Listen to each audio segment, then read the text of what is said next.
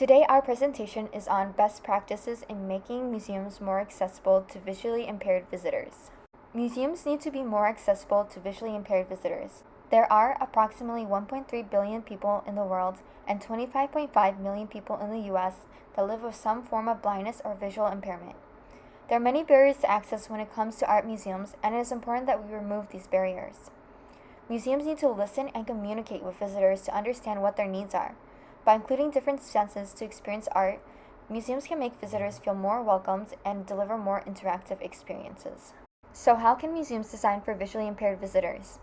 Museums need to recognize that seeing an artwork through a glass wall is not the only way that visitors can experience artwork. Some examples that we have discussed in class and that are used in the article include audio guides, tactile models, and multi-sensory displays.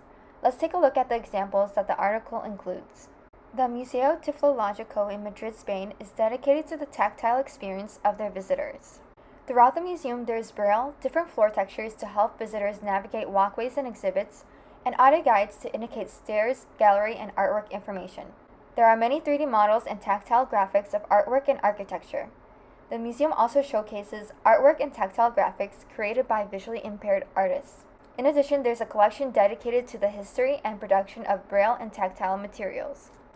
Ellen Johnson and her son, who was born blind, visited the museum. The mother quotes, "For once he was the mainstream visitor, and we did not have to ask for special permission to touch a couple of things."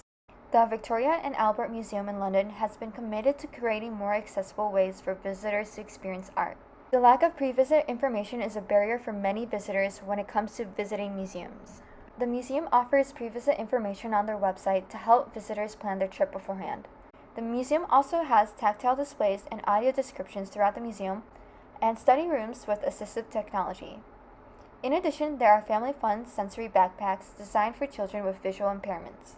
The backpacks allow visitors to discover ceramic objects from China to the Netherlands, learn how they were made, and how ideas and materials traveled the world to reach Europe. Additionally, there are special events throughout the year for blind and visually impaired visitors, which encourage visitors to come back and enjoy new experiences. At the American Art Museum at the Smithsonian, there are Dawson-led tours for visitors who are blind or have low vision. The Inside tours are held twice a month and guides visitors in discovering art through rich verbal description and sensory experience. The tours are interactive and personalized, with the flexibility of the pace and the encouragement to ask questions. The tour intends to reach out to visitors' other senses to help create a mental image. Additionally, there are many tactile graphics and sculptures available to touch, like the sculpture on the right by Hugo Robus. The tour often ends with a live musical performance in the museum's courtyard. Carol Wilson has trained the 12 Dawsons and quotes that sight is not the only pathway to understand art. The painting on the right is titled Cafe by William Johnson, and it depicts a man and a woman sitting side by side having a drink in a jazz cafe. Dawson Betsy Hennigan describes it to visitors. "Imagine hearing jazz. Can you smell the cigarettes? Can you smell the alcohol?" Vocalize is an organization that is committed to providing services for people to experience art and culture at theaters, museums, galleries, heritage sites, and online. Vocalize works with theaters, museums, and producers in the UK so that their plays and venues are more accessible. On their website, they provide a list of events like audio-described theater performances and museum events. They also have an audio library available online featuring information on museums, interviews, architecture, and theater. In addition, they have resources online to help people learn about accessibility design, and they offer visual awareness and guiding training.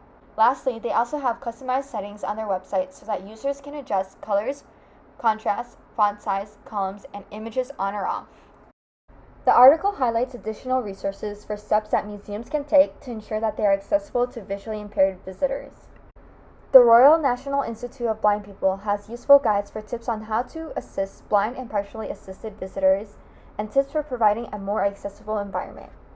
Some of their tips include having information in large print or accessible formats, don't assume that all blind people are totally blind, and consider lighting and contrast for everyone. Low lighting is often used to protect the quality of the artwork, but one way a museum works around this is having days where the lighting is higher than usual, which can help make the museum more accessible to visitors with a visual impairment or those with other medical and physical conditions. In addition, Chief Executive of Vocal Eyes emphasizes that museums need to be aware of the 4 principles of accessibility and that they need to make their content perceivable, operable, understandable, and robust. Along with these tips and examples, museum can first explore the use of a creative technology to create more inclusive and interactive experiences. Here are three examples of emerging technologies include augmented reality, virtual reality, and increased improvement in 3D printing. In partnership with Neurodigital, the National Gallery launched touching masterpieces with the use of the haptic gloves technologies. Three famous artwork has been transferred into the virtual objects. When the users virtual hand touched the 3D art objects in the virtual world, vibration feedback is sent to the users to stimulate different types of tactile responses to help users accurate perception of 3D virtual objects. And AR can also be used for low vision and blind visitors. Museum can add auditory virtual text to object images and other artifacts which provoke a trigger based on the objects and visitors' mobile devices during their museum visit. This can help visitors gain more autonomy and let them to be more independent when exploring new museums. In addition, it can be used in guiding the visitors in busy areas and throughout the museum without having to rely on GPS and Bluetooth.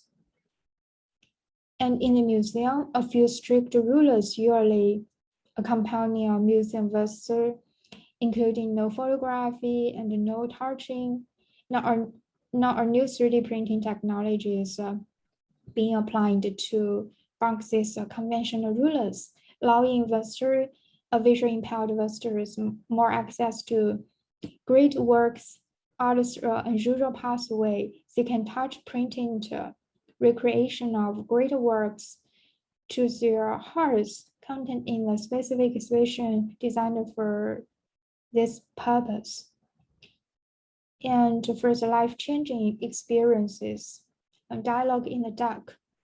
And the guard took six of us at a time, guiding us through the building and rooms.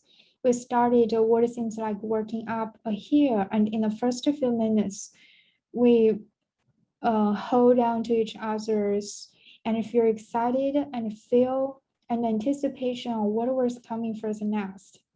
In each room is a different sensory experiences, like a forest with a smell, species, and fruits, and you can touch and feel fruit and try to guess what is it. And we have experience across the road and try to guess what's the directions in the traffic. And at the end of the room, and we went into the space and lay on the sofa to listen to the sound of the movies. I think this experience went in my head and went out to feel the floor. So I think this is kind of my favorite. And this experience was beautiful and no visual distractions, just the sound of the nature. And for the mind's arts programs and workshops, for the visitors who are blind or have low vision are conducted by the arts and educational professionals through the verbal descriptions, compositions, and the sensory experiences and creative practice. And for the online platform, this kind of features bridging museum physical and digital experiences.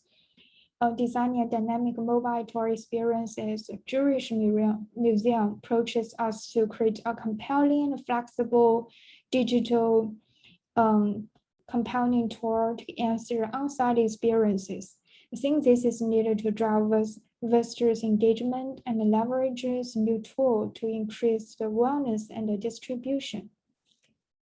And here is additional references for people who have a disability in the museums and probably have some hearing problems and limited mobility and a social narrative for autism spectrum. And graffiti workshops for people with a disability And the participants were around 15 disabled young people, together with a large number of the volunteers, friends, and family members. And I think the purpose for this workshop was to create attention for the disability organization and to focus on the situation for people with a disability. Yeah, that's it. Here is a question for class discussion.